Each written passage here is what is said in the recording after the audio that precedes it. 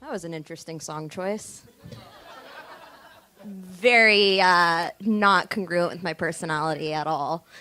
So I do comedy full time, so naturally I live with my parents. Yeah, they didn't even show up. That's awesome. That's probably for the best about what I'm going to say. So my dad's always asking me these questions like, so, what are you going to do with your life? What are the next steps in your career? And I'm just like, Dad, I am living the dream. I am doing what I love. Nothing. It's the best hobby I got. I'm anti-working hard for anything. The American dream. Yeah, so you know how your parents, when you were younger, they'd like sit you down to have the whole like birds and the bees talk, yeah? Well, I never really understood the physics behind that story. Like, does the bee sting the bird and then it becomes like a hummingbird? Is that where the beak comes from? Or like if they're gay, are there like two stingers involved? I just wasn't fully understanding like how one went into the other. So I was just like, whatever. I'm just gonna give up and become a lesbian. Here we are.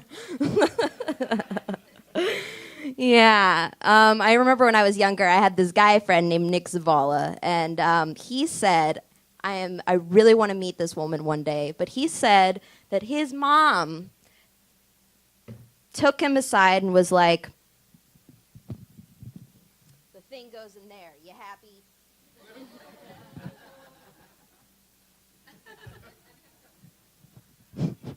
It's succinct to the point.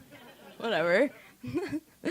Yeah, so I'm actually a fairly superstitious person. You know, the whole like step on a crack, break your mother's back thing. Like, I'm always stepping on them, but she's still okay.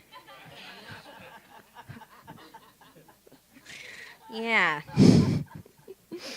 So I'm taking an improv class right now at UCB, and maybe about 5 minutes into the first exercise, where I was paired up with a dude for a date, which was already really uncomfortable because I'm gay, so I kind of had to pretend like he was an androgynous woman to get through it.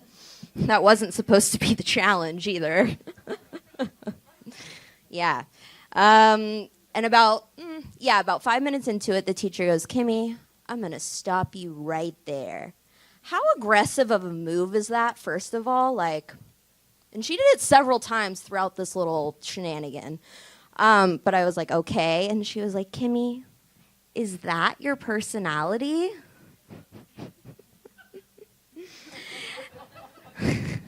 Not the first time I've heard that in my life, for sure.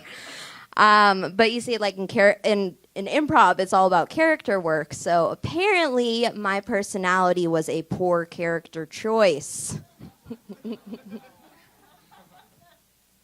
It's all good. It's all good.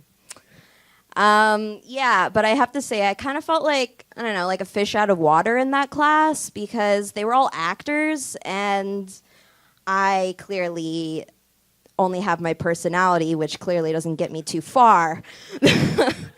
And, you know, there'd always be this one kid who came in. His name was Alex, but he told everyone to call him Alexander. So you see how douchey this story is going to be in a second. And he's like, oh, sorry I'm late, guys. Like, I was pitching my spec script to these execs at NBC, and I'm writing a novel on the side, and I got 3 callbacks for these commercials. I feel like I nailed it, but I want to be a little bit more humble about it. But what did I miss? And I'm just like, you missed the part where we gave a fuck. Alex. You're not Alexander, brah. I'm also taking a memoir writing class at UCLA, which is incredibly awkward because I'm not old as fuck. And so they have a lot more years of death and destruction stories on me, but I think I'm still winning. Here are my current memoir titles. Girl interrupted, but keeps talking anyway. What's she doing here? Or my favorite, you don't look like a lesbian. Yeah, because I said I do comedy full time, I actually have to have a legitimately paying career on the side.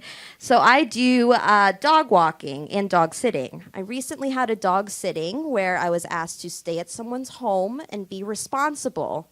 Remember that poor character choice. Naturally, I was irresponsible as fuck. So, No, I told her I was going to be responsible. So naturally, the first thing I did was I had sex in her bed. I smoked weed on her balcony. I ate all of her Easter candy, which, just to be fair, I didn't know was for her friend until I ate about half of it and saw that there was a card that said, "To my friend Clarice." But I did. Oh, yeah, and then the dog shit on the couch, which I cleaned up with the wrong cleaner that permanently stained it, so it looks like someone came all over the couch. You're welcome for that visual. And, but I don't get why she's complaining. I mean, I took the dog out for a walk and gave him food and water. What? Yeah, so, but anyway, whenever I go to the psych ward, no one? Have I seen you anywhere? No repeat offenders at Vista Del Mar? No, okay, that's just me. Yeah, they make me take off my shoelaces, the underwire my bra, the drugs up my ass, the stupid shit that I should be allowed to keep.